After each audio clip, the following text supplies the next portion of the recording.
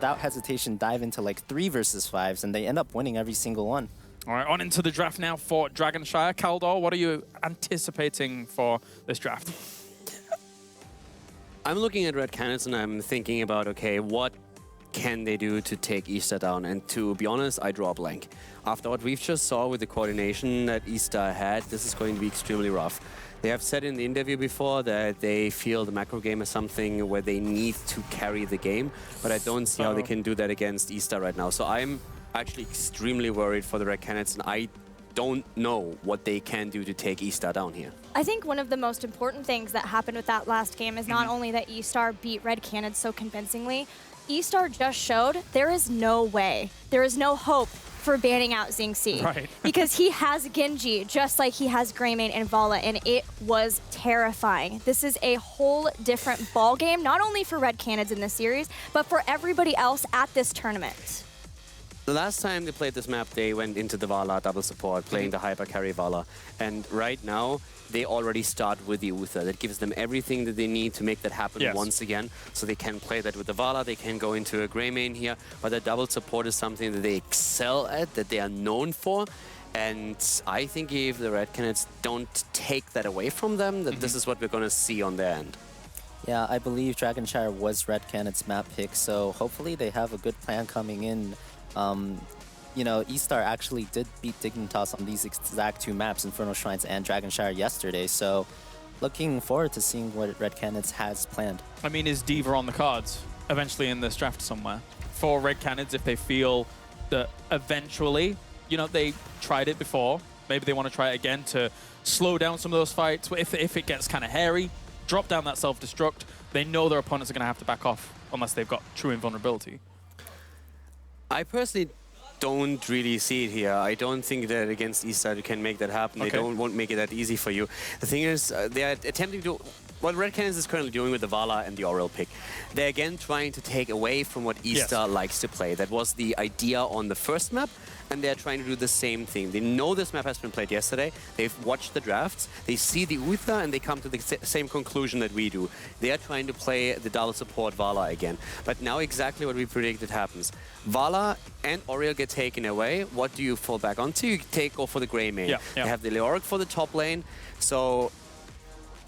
Still scary, but the Red Canids have now to show, okay, how good can they play with that Vala. This is a little bit more normal what we see from eStar now. At least it's what I think the Red Canids themselves predicted would happen if they go down that path. Maybe we see Red Canids eventually go into a Zarya. Yeah. That'd be nice for a Shrite. We'll see. Yeah. They still have the options for like the old generation Holy Trinity. So I consider like Zarya and Tassadar combined with Vala Oriel to be kind of old generation Holy Trinity at this point. There seems to be the new generation this patch where the Uther Oriel Vala, that's considerably even stronger. And yeah, like Kaldor said, they denied them of that one at least. They're really scared of that ETC. They are, aren't they? Don't like it. Tassadar gets the ban for the shields. So now what for Red Canids? With no Tassadar, then it does seem to fall to Zarya, which Red Canids can play. They feel comfortable being able to do that. That would give them a lot of siege in the early game too, with that Trinity, that trio down in the bottom lane. Also needing a warrior for Typhex. Looking at what is up, he does love Tyrael. If he could get the Tyrael too, he would be able to deny that from being paired with Greymane. You also need a top laner for them still, and in that sense they could, for example, try and go maybe down the Dehaka path, have the burrow to the bot lane and attempt to get a kill there. But a top laner that goes up against Leoric is definitely one of the things they have to have in the back of their mind, of their head. First of all, the main tank though. Getting some control of those bottom mid, is that going to help them out here against eStar?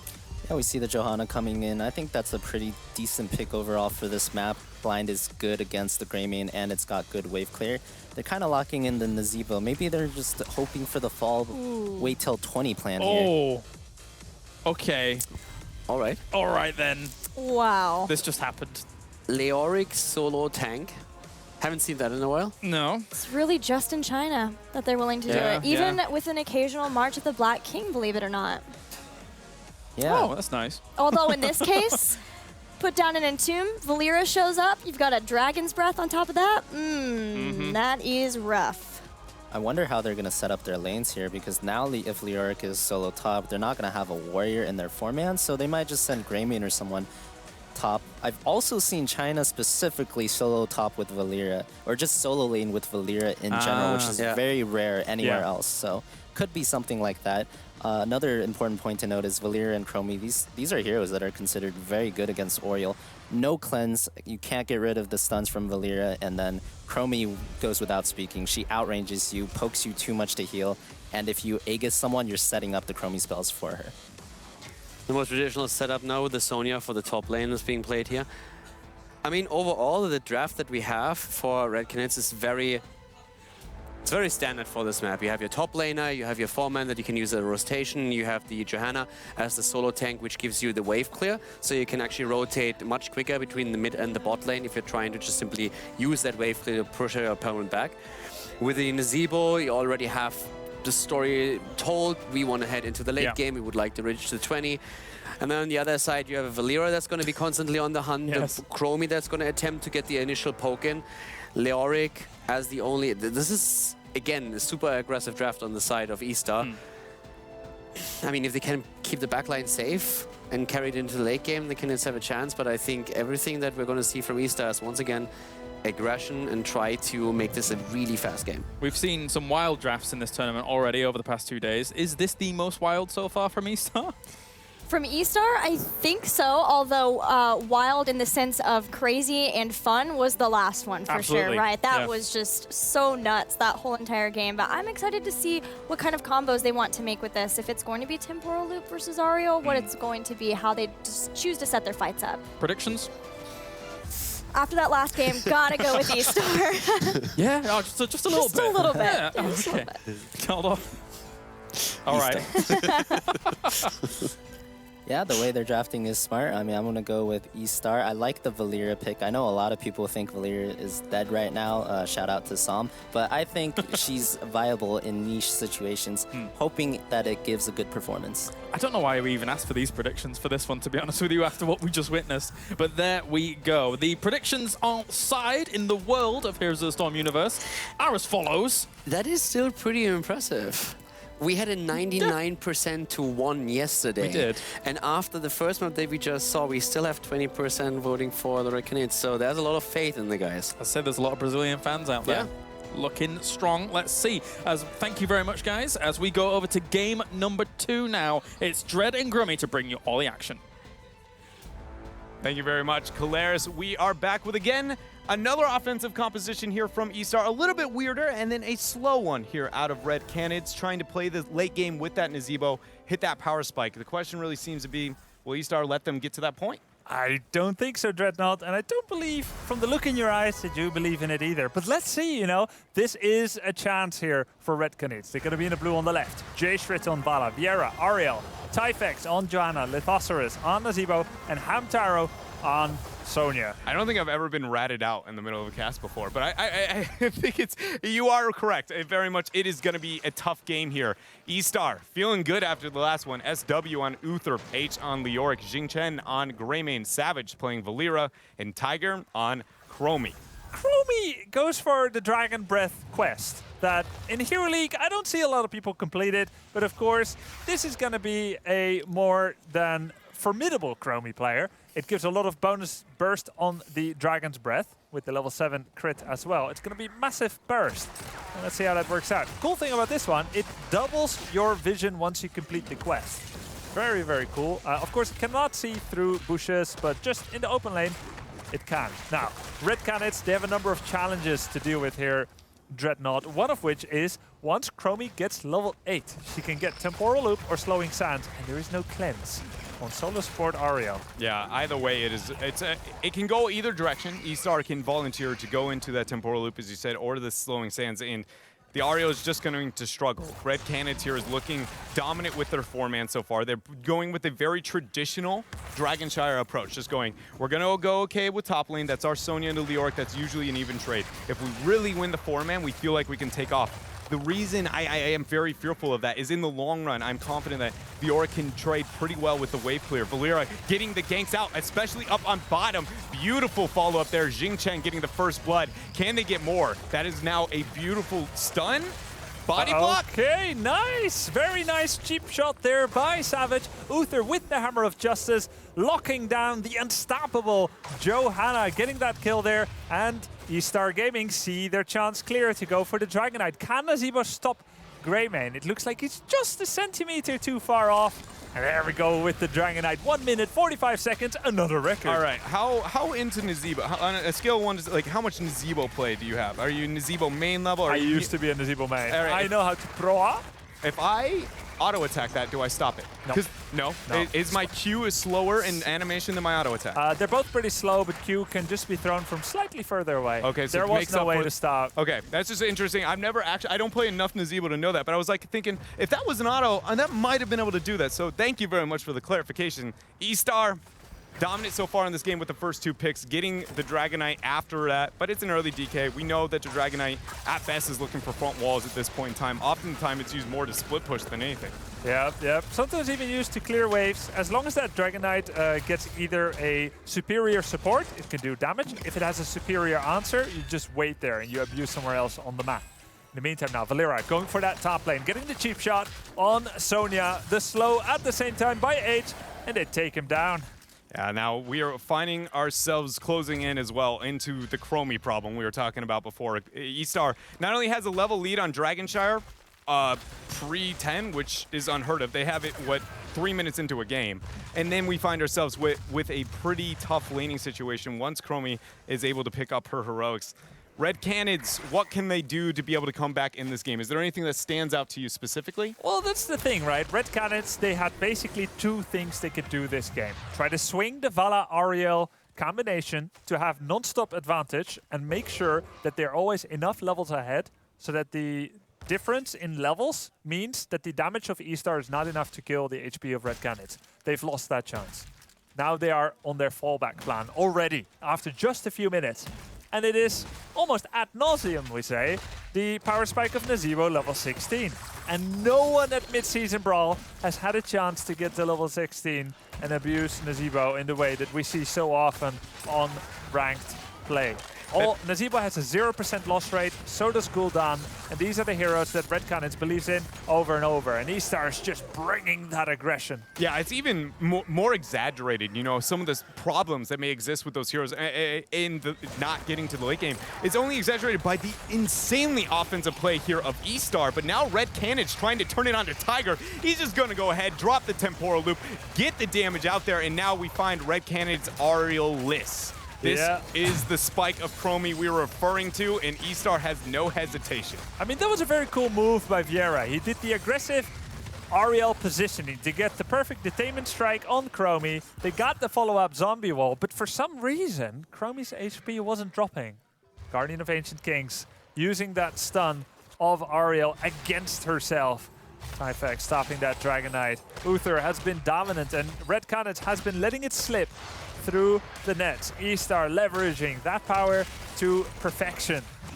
Gen there up in the mid. Got delayed onto this Dragon Knight. 10 is going to be closed in by eStar. We see Savage flanking onto Lethos. He gets sniffed out there by the Toads. Well done. It does allow, you know, not a proper opening here for eStar, which is exactly what they wanted to look for, but 9.5 and counting. It's only a matter of time before Red Canids lose this Dragon Knight. The question is really, you know, even stalling it, honestly, I don't think really matters. This is a wonderful situation where imagine if this Dragon Knight, Oh, wow. Oh, the temporal loop.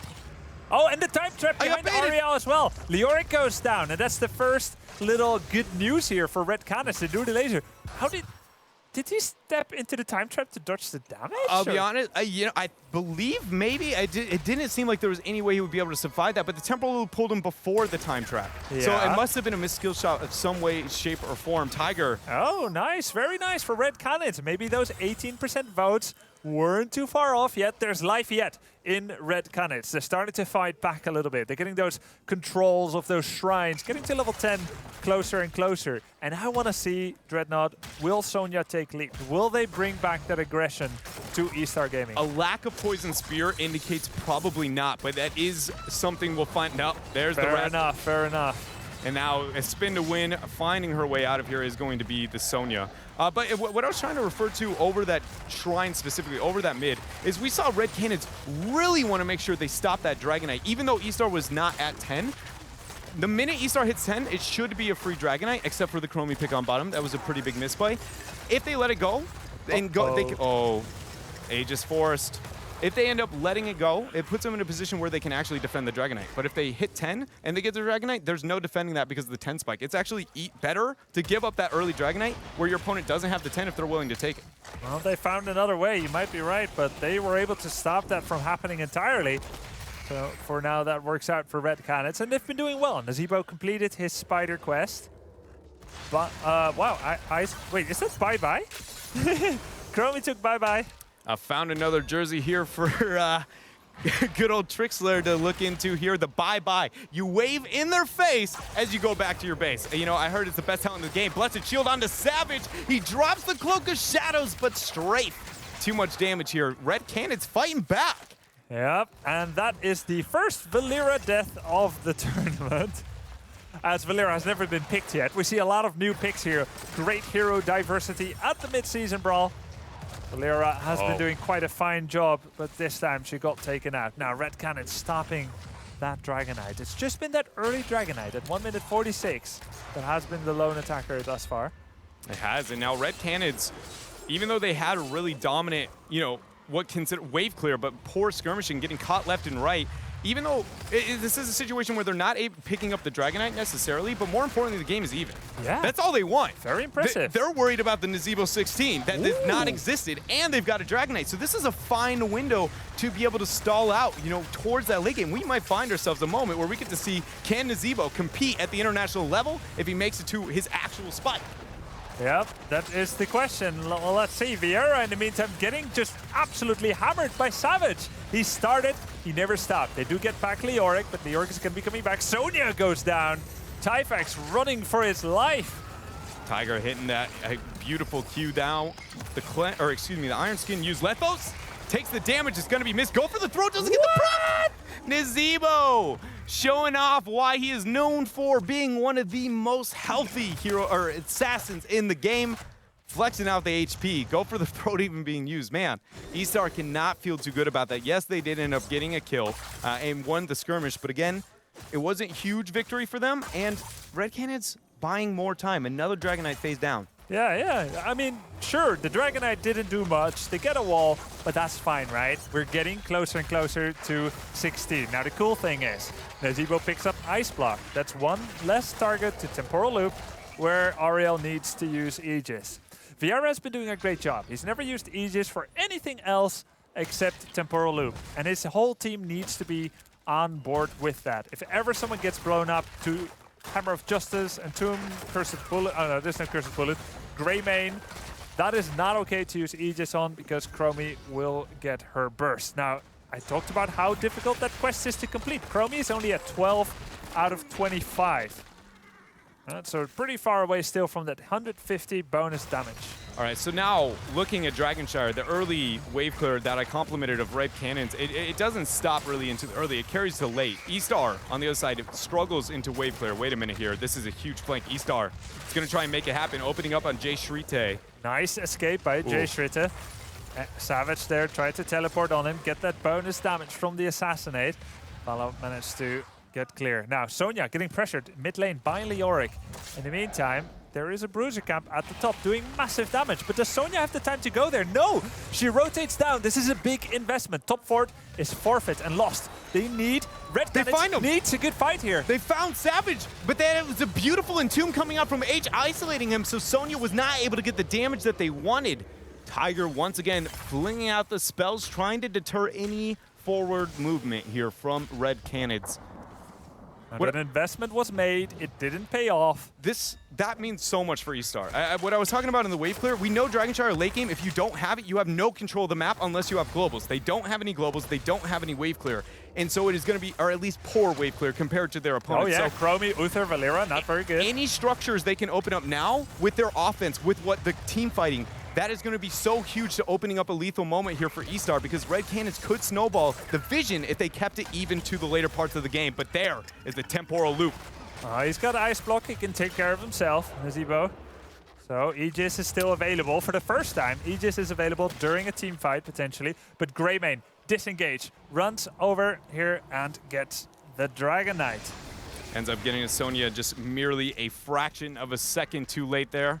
And now the Dragon Knight stomping in through mid. Red Canids not having the 16 talent here. It's in their best interest to avoid this fight, but now we're at the back half of the game. These Dragon Knights are unlike what we saw before. They actually can rip through some of those forts, but Jing Chen did waste a lot of HP here on this Dragon Knight. So much so he's only got to get a fort. Yeah, it's because they're pushing in without minion wave. They don't have that much push. They don't have as much control of the lanes here in the middle and the bottom. That's really interesting to see that. Blessed Shield, they're going to force not even having the 16. Divine Shield used, but he's stuck in the zombie wall. Lithosarus! He's getting stunned out, the damage, but there's the Aegis. Fiera keeping his team alive, dropping it out, but this SW ends up locking down the kill there with the Hammer of Justice and Tomb onto Jay Shrite, but beautifully healing with Valera. Tiger, though, lands the W. He has the damage, and we find ourselves 2 for 0. eStar pulling ahead. Yep, they're pulling ahead. They're getting the 4. They're getting the 3 kills potentially. Oh, the spin! That's a lot of heal, but it's not going to be enough. Misses the Tainment Strike Fiera, and it's just raining and then pouring. Red Canids try to peel, try to protect. Oh, that was so what?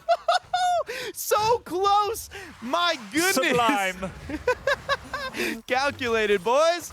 That was, man. But level 16. Yes, Canids now finally are at that moment. The question is, did they lose a bit too much? Are they too far behind? Because now mid and top have managed to open up for eStar. And that vision on Dragonshire late game can struggle. They luckily do have the JoJo, though. They have a Nazeebo. Vala and Sonya all can really deal with the lanes on their own. They just need to make sure that they aren't staying there too long, that they make sure when eStar wants to start a fight, that they're together. Blessed Shield.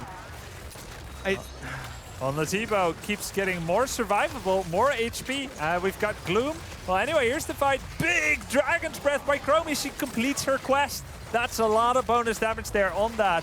In the meantime, Uther does go down. That's a nice bonus here for Red Canids. The best game of the tournament yet by Red Canids. I'm so excited for them to see that they are making a stand here. They've got Spider Colony on Nazeebo, and it gives him a lot of cooldown reduction on his corpse spiders. We are at the point where Nazeebo becomes a problem.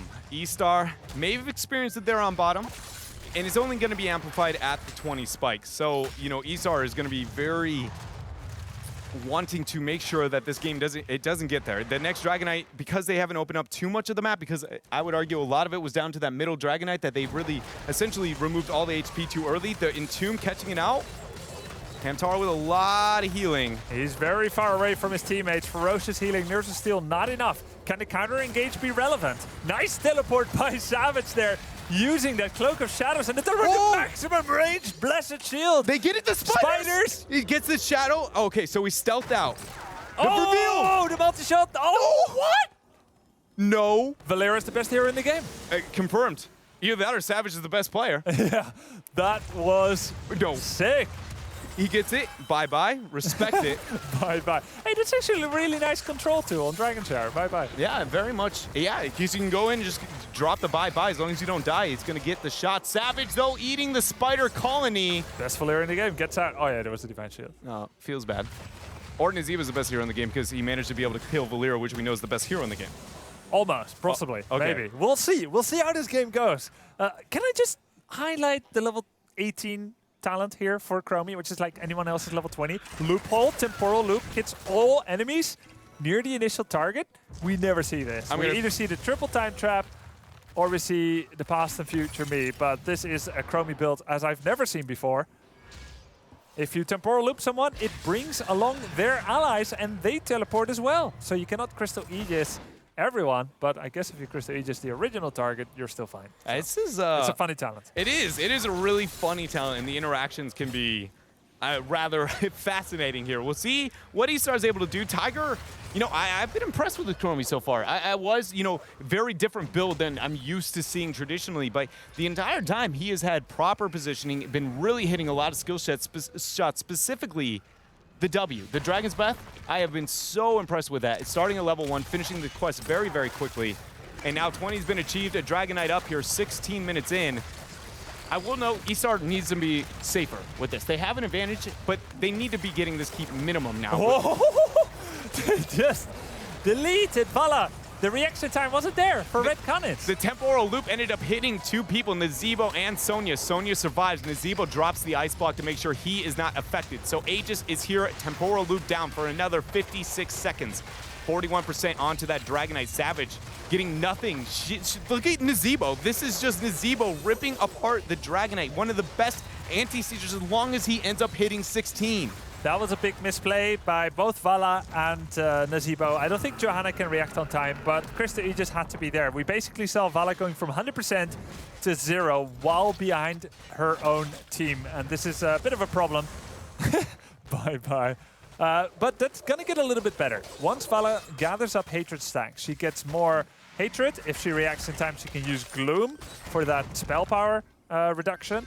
And, of course, the level 20 on Vala. Farflight Quiver allows her to stay much farther back. She gets 40% extra range on her auto attack. So that what just happened should never happen again. At least not at the start of the fight, where Graming Chromie just delete her from afar instantly. But that was such a nice job by eStar. And it's basically what eStar has been about all the time. They're just fast and furious. I truly feel if Red Canids at this point in the game really focus on manipulating the map, abusing some of the vision there, it is a problem, the fact that they only have one structure down, being bottom, but they do have such dominant wave clear that they can manipulate the map to at least get a reasonable, advantageous fight for them into this game. It's just that constantly it seems like Leoric there, H, has applied so much pressure to other parts of the map, and they're often not sending Johanna or the Nazeebo to try and make that clear happen. Yeah, that's true. It keeps being Sonya for now, but anyway, let's look at the level 20s for Red Canids. Vow Infection is 1 stack away from finishing, so that means Nazeebo will do triple of the poison damage, and it also applies to heroes. And Vala, surprisingly, goes for the Life Steal Strafe instead of that bonus auto attack range. So a stronger team fight, but weaker poke. Beautiful stun. Nice follow-up zombie wall blocking out SW. He does have the redemption, though, if he goes down. Hamtaro eats so much damage. Now Uther does die, so heals are going to be available now for eStar. But H ends up going down. This is what we needed here for Red Canids to be able to take this game. The pressure against them is huge. Uther's back. Divine shields himself. Wow. Sonya goes down, Vala goes down. The turnaround here by eStar. It looked like this was Red Canids' playground, but it's just turning to ashes. And look at this, just everybody's ignoring the Johanna. She's doing her best, trying to tank some of the damage, but everybody just doesn't care. Chromie throwing spells behind, doing so much damage with the accent of Mira. Johanna with the double kill, though. Not bad. Oh, man, there's the indestructible. All right. It's only a matter of time. Is there a world where Johanna survives? No way. Bye-bye. He killed her. He did it. He erupted the bye-bye. Interrupts the bye-bye, but Leoric is coming back. No way. He did it. He got that kill. That means so much. Staggering that debt. Johanna with the triple kill does the impossible. You said she's being ignored at their own peril, Dreadnought. Uther and Leoric come back. They have that trade. Essentially, everyone died. That was a 10-man wipe. But Uther and Leoric, by virtue of their trade, come back. Now, Leoric is taking the top. Will they put their support in the Dragonite, or will Leoric go to the middle? He should be on time. Sonya cannot stop this. Yeah, Sonya can't stop it, and nobody else should be able to make it out. But right now... But should they take it, though? They should wait, no? They should wait. They should wait. Hey, but why do they take it now? Okay, so the idea, if you take it right now, means that the damage that this is going to put out is better than the defensive of 5-man versus it for a short period of time. I, personally, which we see right now, they're waiting. So then, I guess, answered the question. There was no point.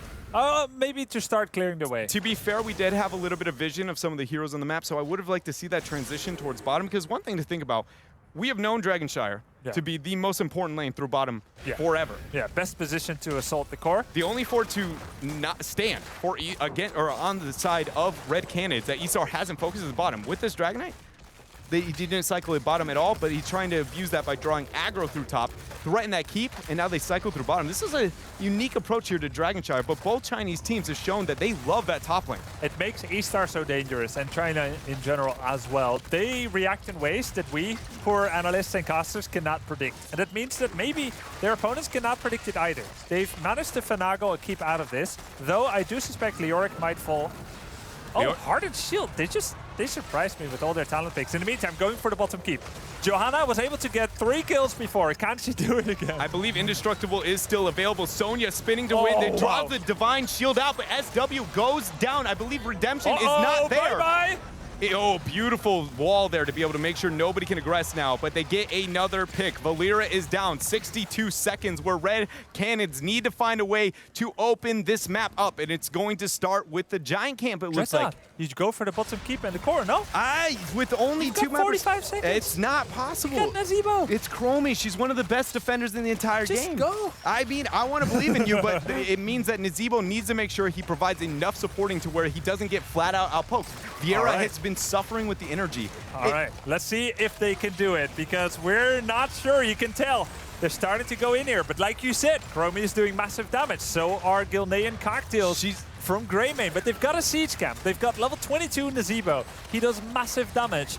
Keep should be the minimum reward here. Can Red Canids do it without losing someone? There's the Entomb to buy a bit more time, and Typhex now is Where's going... the Shield of Hope? Oh, double W! Wait. The Dragon's Breath just bodied him! Where is the Shield of Hope? Did he not have it? And he ends up getting the Temporal Loop, dropping it back. Ice Block is going to be used to make sure he stays in position. Now H is just getting skirmished here by Hamtaro. And he doesn't even go down. The supporting there from SW keeps it alive. 26 seconds. We've got ourselves a Dragonite, and eStar pulls ahead once more. My word, you would hope that that Shield of Hope is available, but he must have not had it. Double kill there by Chromie, gets the Dragon Breath, and suddenly we are in this situation. 3 versus 2, the Dragonite is coming again. But Sonya and Nazebo are 2 late game heroes. Can the 2 of them stop this from happening? I don't think they can give Dragonites at this point, can they?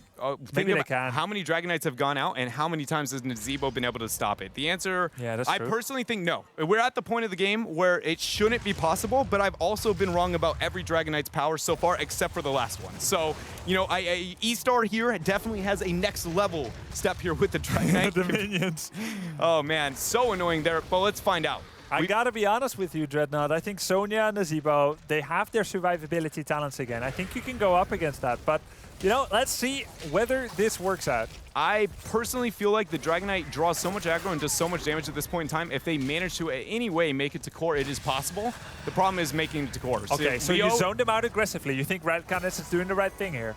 Yeah, you want to make sure they get off core. If they get on core, it's game, but if they get to the keep, it's okay. But the minute that the Dragonite gets that auto attack, it chunks at this stage of the game because the damage it does to structures. Leoric now up on top, trying to get that pressure out, the rest going through bottom. Okay, so eStar's playing a bit of a puppet master game. They're trying to pull strings here and there, sending Dragonite mid, Leoric top, putting pressure on the core. In the meantime, trying to get the bottom keep. But remember what happened last time when eStar tried this. There was a 5-man collapse by Red Canids on the bottom, and they got a bunch of kills, which nearly got them a keep. Yeah, and we can see at this point in the game, just with how much we've seen out of eStar. Oh, the Blessed Shield, they're going to go in. Oh, Blessed Shield misses. Went to the left, way to the left field. But the Condemn was good, but the Blessed Shield follow-up wasn't there yet. Tiger is already down to 6%. There are 22 seconds left onto the Dragonite. I don't think I have ever said this before, but a 24-minute Dragonite failed to take out a single structure. It failed to take out 10% of a structure. I've never seen this. I've also never seen split push on Dragonshire before, so don't get me wrong, I don't know the exact... I mean, not to this level. I mean, this is... I remember a European game once that had a Dragonshire game go to level 26 because no one dared to end because both teams were so lethal. You see a little bit of that here. Yeah. History being rewritten. The Wheel of Time. eStar very afraid to move in there. Respect has finally been garnered. Red Canids have earned their place at Mid-Season Brawl with this game here, have earned their right to fight because we're not sure who is going to win this one. I'm feeling like it's Red Canids. Just everything The seems to be momentum. slowly going in their favor. Like it's not jumping and it's like Red Canids just body, but they aren't losing. And if you that don't feels lose, like something.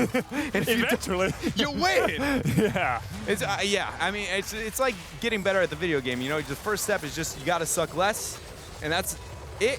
The rotation to Zebo, Leo's going to be late. Leo showed this rotation as well. Yep. They absolutely know that this is going to be the 5 versus 5 up on the bottom. The Knight pressuring out is going to be a huge advantage for Red Canids, but only in a couple of minutes. Nice movement by Ariel, moving back, not getting caught by the Entomb. That's fine. That's just Johanna. That's going to be the, level 20 Oh, wow. now used. Eating the Dragon Breath and the Temporal Loop. That's kind of a cool thing here for Ariel. But Ariel doesn't have energy. She needs to move back. They need to run is what they need to do. There goes the stun onto Savage. Blessed Shield, or excuse me. Just run. Run and heal up. This is the one Group thing, up, though. heal, and go back. Oh, they keep getting poked. Tiger's not letting them. Oh, my goodness. Will they be able to make it out here? Cocktail on Sonya. They do. Okay. Map control, though, for eStar. 22 seconds until the shrines. We have a fountain here that helps Red Canids a lot. They move back in with invigorated willpower and health bars. They go for that bottom shrine. Leoric, in the meantime, keeps threatening mid and bot. He just used Lingering Apparition to go all the way to the top. So this is a must-win scenario for Red Canids at this shrine. I would love for Red Canids to just push out through bottom right now, because there's no way that with the pressure up done through top with the catapults, anything, they need to find a way to make eStar respond to them so some way. You cover your flank, you defend there's bottom too many shrine, catapults, and though. you attack? There's too many catapults. You need them to respond to you, but 3 Yeah. catapults is too many at this late in the game. Those things hit for what feels like, I think it's like 8%. It's 8% core, definitely. insane. So you need about... Oh, it's happening. You need about 7 hits to take the shields off. Yeah, There we go. The shields are gone. There was like 6 hits, 7, 8. It's a lot of damage there. H eats a lot as well. Gonna end up dropping the hardened shield. SW slightly out of position. Misses both of his skill shots. Lithosaurus cannot pressure Uther with those spiders or the zombie wall. Catapults have been dealt with, but the lasers are starting. Red Canids feels the pressure. They need to defend mid and bottom at the same time. eStar does not need to do anything. Yeah. The time is way too much into their favor, and they have too much pressure onto the map for Red Canids to choose anything. This was what I was talking about when the map just seems to be consuming you on Dragonshire, and now Red Canids like quicksand, just like grasping, let us out. You know, they might be able to here, but the most important thing is that they get a fight. They have to find a way for eStar to not expect them to be somewhere, and most of the time that happens right above the Dragon Knight itself. That kind of limbo of an area, because Giants and everything through bottom is way too easy to be able to point out. So I want to see Red Canids clear top, pressure through top. That's where your catapults are. That's where the core pressure is. They're so afraid to go to top. Because just they keep lost going mid-keep. bottom. Yeah, but because they don't want to lose their final keep. But they're paying for it. Hardened Shield again. Leoric. Whatever. Entomb. Lingering Apparition. Drain Hope. But in the meantime, look at this. Leoric goes down. They do a little bit of clear. Johanna. That is it. Dragon Yeah, Knight, that's you it. felt it coming. The Divine Shield is going to be enough to secure a Dragon Knight now. 45 seconds before they find... I don't believe in Dragon Knights anymore. I do, because this thing is 29 minutes in. All right. And it's getting closer with a big push. They need to move straight for it. But what is great? Oh, he moves back. They're going bottom. They're split pushing through bottom, too. They're legitimately... like, I've never seen a team move so slow. Like, it's almost like the triple keep. They just view it like you don't kill the core, you just get the pressure out. They get the kill. No bye-bye, nothing. That is now a kill. But the Dragon Knight, look at this. Yeah, it was a bait. It was like, bye-bye, you lost the game. 7% per hit. Finally, eStar close it out in this exhilarating second game. 2-0 victory. But Red Canids, they showed up, man. They very much did. I mean, after the performance we saw at eStar, we know China, their power level has been so hard to gauge. And the fact that they had a successful day yesterday against Dignitas, and now that Red Canids put up a solid fight there, you know, I think that a lot of teams got to have respect now here for this group. Yeah, Red Canids finally showed what they are made of. They have yet to get a point to their name, but this was a magnificent game against eStar, who defeated Dignitas 2-0. Welcome, Red Canids, and good luck in your future matches. But for now, eStar will solidify their lead here in the mid-season brawl with 2 victories thus far. Well done. Yeah, it was so cool to be able to see that. You know, and the reason why we were so surprised and why that was so slow is just because anybody could have right-clicked the core at that point in time and it would have blown up. But either way, I mean, I want to hear what our analysts have to say about everything in that ridiculous match. What's up, guys? What's up, what a lovely stuff. I feel like we've just kind of entered or left Bizarro World after watching our first game, then going into that one and having an almost 30-minute match. That was absolutely insane once again. It was an absolutely insane game. I made a very strategical mistake also when I sat over there because I sat down next to Trixler. And, Oh gosh. Don't. I can only imagine. At first he hated on the Chromie build, then Bye Bye came into play, and all of a sudden you could hear him fanboy that one talent until the end of the game. Everybody making fun of him, Bakery included, saying like, "Did you see that Bye Bye? Zero value. Think about his stage." And the Trixler says, "No, you don't understand. You don't understand." But we were sitting in here, and every time Tiger hit bye-bye and it went off, he was like, woo! So at least he was having fun with it. It definitely was. It was an interesting build overall, though. I mean, Give yourself some credit. oh, okay, I suppose. After level 1 came in, I thought, loophole at level 18 could be a thing. Yeah. And it did happen. It didn't get that much value, admittedly, at all, but it was there at least. There's a couple times it hit a couple people. Yeah, and then one of them ice blocked, or one of them ages, and that was that. Fan, what did you make of that game? Because that was crazy. Yeah, that was a pretty... I don't even know. I think eStar had a few talent choices in particular, like we're talking about, that made that game a lot harder than it should have been for them. One of the ones I noticed also was Cloak of Shadows. I think Smoke Bomb right now is just 99% the better ultimate. Like, on top of that, though, the Chromie builds that you guys mentioned, not going for the triple trap at, the 20 talent tier. And the whole and then, anomaly. yeah, a lot of the other stuff. Just the talent choices made it interesting, but eventually they got to their win. I mean, overall, Red Canids just with a very impressive showing considering Yes. the first Yeah. map, so we have to give them some credit for this game, Oh, yeah, especially... a great fight by Red Canids this game. Yeah, there were so many situations where I looked at the screen and I was like, all right, this is over. I have to go back to the desk now because the game is ending. And then I arrive here and all of a sudden look at the screen and like, wait a second, they just chunked down that Dragon Knight? That's why you kept coming over. Yeah, I did wonder. exactly. Oh, he didn't want to hang out with us? No, absolutely Oh, not. that's what I thought. You should have joined us. Yeah, pressure. it sounded fun, but I liked We listening to have eStar. I'll have you know there's a chain on this side of this chair. I haven't been able to leave for 2 days. I slept here last night, guys. I'm sorry. But That explains a lot. yeah, it does, doesn't it? That's why I wasn't on the bus on the way back yesterday. But Fan, I believe you probably have a replay for us. Yeah, this replay is a very long one.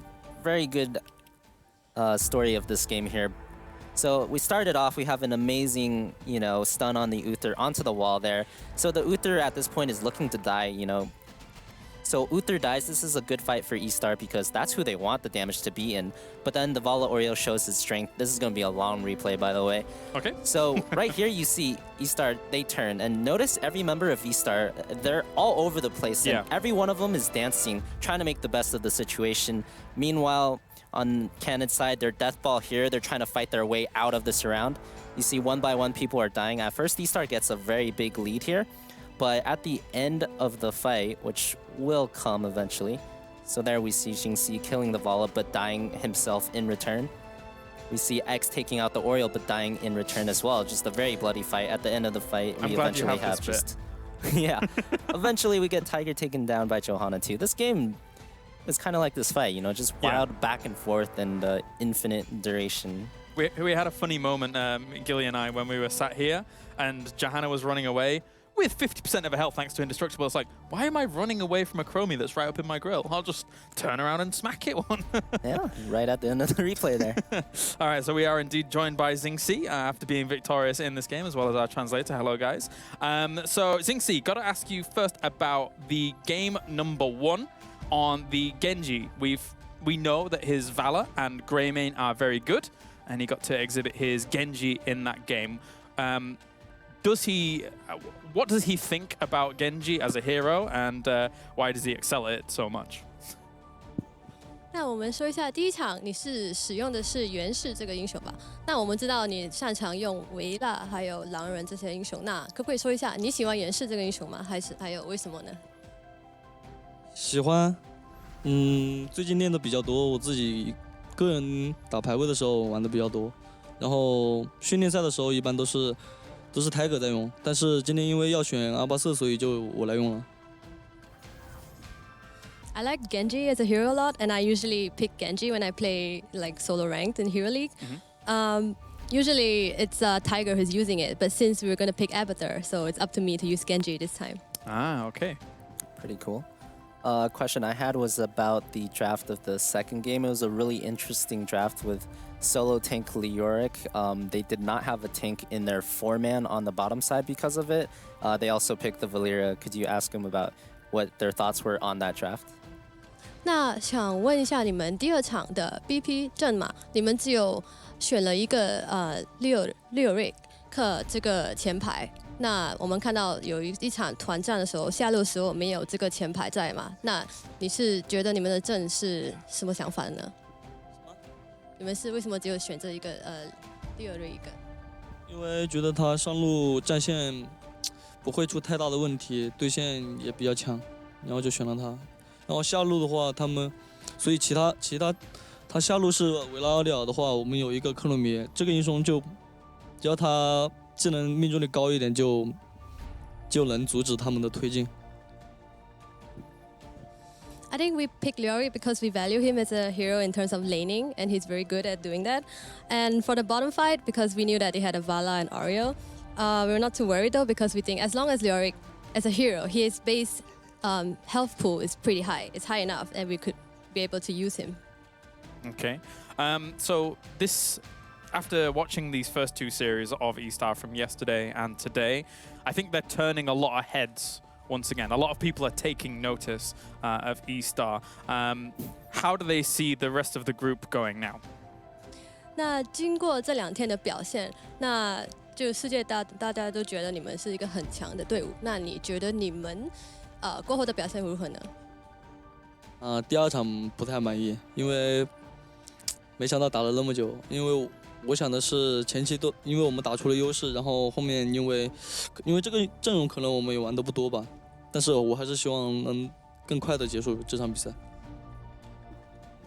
I'm actually not really happy with our second game because it went on longer, much longer than I expected, because we were leading very early on. And so I think we need to practice more with this kind of draft, and I hope to end our games in future very early. Okay, well, thank you very much, guys. Of course, we are almost getting done here with Group B. Let's check in with those